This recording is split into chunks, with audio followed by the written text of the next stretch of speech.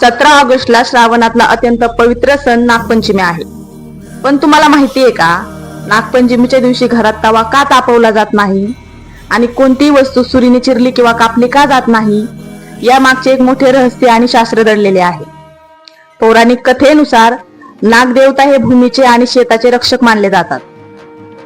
तवा तापवणे म्हणजे अग्नीवर लोखंड गरम करणे, ज्याने नागदेवतेला त्रास होऊ शकतो अशी श्राद्ध आहे. म्हणून या दिवशी भाजी चिरणे किंवा कापणे वर्ज्य असते, कारण चुकूनही नागदेवतेला इजा पोहोचू नये हा त्यामागचा कृतज्ञतेचा भाव असतो. या दिवशी जिवंत नागाला किंवा वारुळाला दूध लाह्या वाहून मनोभावे पूजा केली जाते.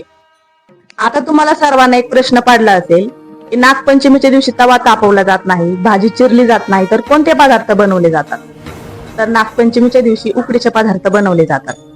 तुमच्याकडे नागपंचमीला कोणता गोड पदार्थ बनवला जातो कमेंट मध्ये नक्की सांगा. माहिती आवडली असेल तर शेअर करा आणि कमेंट मध्ये हर हर महादेव नक्की लिहा.